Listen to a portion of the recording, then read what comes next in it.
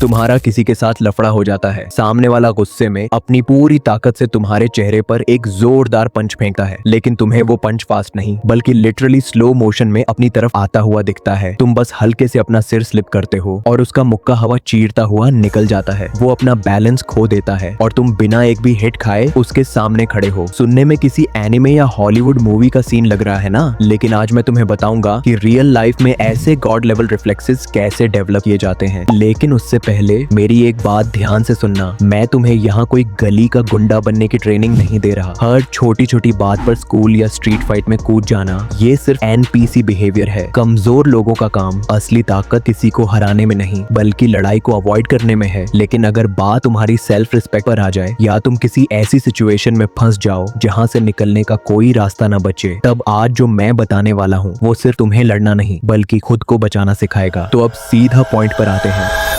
ज्यादातर लड़कों को लगता है कि पंच डोट्स करने के लिए उन्हें फ्लैश जैसी स्पीड चाहिए या कोई म्यूटेंट जेनेटिक्स। उन्होंने मूवीज बहुत देख रखी हैं, जहां हीरो मैट्रिक्स की तरह पीछे की तरफ झुका है और गोली तक बचा लेता है। भाई, अगर तुमने रियल स्ट्रीट फाइट में वो पीछे झुकने वाला मूव ट्राई किया तो बहुत ज्यादा चांस है कि तुम सीधे जमीन पर गिरोगे और उठने का मौका भी नहीं मिलेगा, क्योंकि पंच डॉज करना इस बारे में है ही नहीं कि तुम अपना सिर कितना तेज हिला सकते हो। ये इस बारे में है कि तुम सामने वाले के हाथ को मूव होने से पहले क्या देख पाते हो। अगर तुम इस इंतजार में हो कि जब उसका मुक्का तुम्हारे चेहरे से सिर्फ 10 से 15 सेंटीमीटर दूर आएगा तब तुम डॉज करोगे, तो बधाई हो, तुम पहले ही लेट हो चुके हो। और यहीं से शुरू होता है असली मैजिक, जिसे कहते हैं एंटिसिपेशन। यही वो स्किल है जहां तुम्हारा ब्रेन दुनिया को स्लो मोशन में महसूस करना शुरू कर देता है। बिना किसी टैलेंट के भी तेज बनने का सिर्फ एक तरीका है, दूसरों की बॉडी जो स्पॉयलर्स देती है उन्हें पढ़ना सीखो। कोई भी इंसान चाहे वो कितना भी ताकतवर क्यों ना हो, बिना किसी वार्निंग के एक स्ट्रॉन्ग पंच नहीं मार सकता। ये फिजिक्स के खिलाफ है। वो अपना अटैक इतना भी छुपाने की कोशिश करे, उसकी बॉडी हमेशा एक छोटा सा प्रिपरेशन जरूर दिखाती है। या तो उसका एक शोल्डर हल्का सा पीछे जाएगा, या उसकी गर्दन टाइट होगी, या पैरों का वेट शिफ्ट होगा, या एक स्प्लिट सेकंड के लिए उसकी आंखों में बदलाव दिखेगा। और यही लोग अपनी सबसे बड़ी गलती करते हैं, वो पूरे टाइम उसके हाथ को घूरते रहते हैं। अगर तुम उसके हाथ को देख रहे हो तो तुम पहले ही उसके गेम में फंस चुके हो। अपना पूरा फोकस उसके हाथों पर नहीं, उसकी चेस्ट के बिल्कुल सेंटर पर रखो। जब तुम सेंटर में देखते हो तो तुम्हारी पेरिफेरल विजन एक साथ उसके दोनों शोल्डर्स, हिप्स और हाथों को ट्रैक कर रही होती है। अगर उसका लेफ्ट शोल्डर सिर्फ 1 सेंटीमीटर भी पीछे गया, तुम्हारा ब्रेन उसी पल समझ जाएगा कि अटैक आने वाला है, और यही तुम्हें देता है करीब आधे सेकंड का एडवांटेज। सुनने में आधा सेकंड बहुत कम लगता है, लेकिन रियल फाइट में आधा सेकंड ही गॉड मोड होता है। लेकिन मान लो तुमने अटैक पहले ही देख लिया, अब बचोगे कैसे? यही ज्यादातर लोग घबरा जाते हैं। कोई पूरा नीचे झुक जाता है, कोई अपनी पूरी बॉडी साइड में फेंक देता है और खुद ही अपना बैलेंस खराब कर लेता है। सुनो, अगर तुम जरूरत से ज्यादा बड़ा डोट करते हो तो तुम खुद को अगले पंच के लिए ओपन छोड़ देते हो। पहला मुक्का मिस भी हो गया तो दूसरा सीधा तुम्हारे जबड़े पर लैंड होगा। तुम्हारी अपर बॉडी में नहीं, तुम्हारे पैरों और घुटनों में छुपा है। अगर तुम्हारे पैर झाड़ू की लकड़ी की तरह सीधे रहेंगे तो तुम्हारा पूरा हिप लॉक हो जाएगा। स्मूथ हेड मूवमेंट के लिए घुटनों का हल्का सा बेंड होना जरूरी है। अपनी बॉडी को एक रेस कार के सस्पेंशन की तरह सोचो। तुम्हारा वेट एक पैर से दूसरे पैर पर बेहद स्मूथ तरीके से शिफ्ट होना चाहिए। अगर तुम राइट स्लिप कर रहे हो तो करीब 60% वेट राइट लेग पर जाएगा, फुट हल्का सा रोटेट होगा और तुम्हारा सिर अटैक लाइन से बाहर निकल जाएगा, वो भी बिना बैलेंस खोए। और सबसे बड़ी बात, तुम अगले मूव के लिए पूरी तरह रेडी रहोगे। अब सवाल आता है, ये सब थ्योरी तो ठीक है, लेकिन इन गॉड लेवल रिफ्लेक्स को घर पर कैसे बनाया जाए, वो भी बिना किसी महंगी जिम या एक्सपेंसिव इक्विपमेंट के? तो शुरू करते हैं। पहला ड्रिल, द वॉल टेस्ट। एक स्मूथ दीवार से बस एक कदम आगे खड़े हो जाओ, गार्ड ऊपर रखो। अब अपना सिर लेफ्ट और राइट स्लिप करो इस तरह कि तुम्हारा शोल्डर हल्का सा दीवार को ब्रश करे। ध्यान रहे, पैर अपनी जगह से बिल्कुल नहीं हिलने चाहिए। अगर डर के मारे पीछे हटने की कोशिश की तो सिर दीवार से टकरा जाएगा। यही दीवार तुम्हें तुरंत फीडबैक देती है कि डॉजिंग पीछे भागना नहीं बल्कि एक लैटरल और रोटेशनल मूवमेंट है। जब ये वॉल टेस्ट क्लियर हो जाए तब टाइम है टाइमिंग और स्पेशल कोऑर्डिनेशन मास्टर करने का। दूसरा ड्रिल, द पेंडुलम हैक। घर में कोई पुराना सॉक्स उठा लो, उसमें कुछ सिक्के डालो, रस्सी बांधो और उसे दरवाजे के फ्रेम से अपनी आंखों के लेवल पर लटका दो। अब उसे हल्का सा पुश करो, वो वापस पेंडुलम की तरह तुम्हारी तरफ आएगा। तुम्हारा टास्क बहुत सिंपल है। जैसे ही सॉक्स तुम्हारी नाक के पास आए, सिर्फ स्लिप करो और उसे अपने कान के पास से निकलने दो। शुरुआत में तुम्हारा ब्रेन घबरा जाएगा, तुम पीछे हटोगे या आंखें बंद कर लोगे। यही 2 चीजें कंट्रोल करनी है, आंखें खुली रखनी है और जगह से भागना नहीं है। अगर तुमने लगातार सिर्फ 3 दिन रोज 10 मिनट ये ड्रिल कर ली तो तुम्हारा रिएक्शन टाइम इतना इंप्रूव होगा कि तुम्हें मूवमेंट पहले से कहीं ज्यादा स्लो और क्लियर महसूस होने लगेंगे। तीसरा drill, God level peripheral vision. घर में कोई टेनिस बॉल या किचन से एक ऑरेंज उठा लो, दीवार के सामने खड़े हो जाओ, एक हाथ से बॉल दीवार पर मारो और दूसरे हाथ से कैच करो। लेकिन ट्विस्ट ये है, तुम्हारी आंखें बॉल पर नहीं जाएंगी, तुम्हारा फोकस दीवार के एक फिक्स पॉइंट पर रहेगा और सिर्फ अपनी पेरिफेरल विजन से बॉल को ट्रैक करके कैच करना है। रियल फाइट में भी यही होता है, तुम्हारा फोकस सामने वाले की चेस्ट पर होता है, लेकिन तुम्हारी पेरिफेरल विजन उसके हर छोटे मूवमेंट, हर शोल्डर शिफ्ट और हर अटैक को पहले ही पकड़ लेती है। लेकिन अब एक ब्रूटली ऑनेस्ट सच सुनो, फर्क नहीं पड़ता कि तुम्हारा ब्रेन अटैक को स्लो मोशन में प्रोसेस कर रहा है या नहीं। अगर तुम्हारी बॉडी ही उस मूव को एग्जीक्यूट करने लायक नहीं है तो आखिर में मुक्का तुम्हारे चेहरे पर ही लगेगा। अब सबसे जरूरी बात, एक्सप्लोसिव स्ट्रेंथ, मोबिलिटी, फ्लेक्सिबिलिटी और बॉडी कंट्रोल। यही 4 चीजें तुम्हें सच में अनटचेबल बनाती हैं और यहीं से शुरू होती है कैलिस्थेनिक्स। तुम्हें हैवी जिम मशीन्स पर बैठकर अपनी बॉडी को और ज्यादा स्टिफ बनाने की जरूरत नहीं है। तुम्हें अपनी ही बॉडी वेट से ऐसी सॉलिड फाउंडेशन बनानी है जो किसी भी सिचुएशन में टूटे नहीं और तुम्हारी बॉडी तुम्हारे दिमाग के हर ऑर्डर को बिना 1 सेकंड की देरी के फॉलो करे।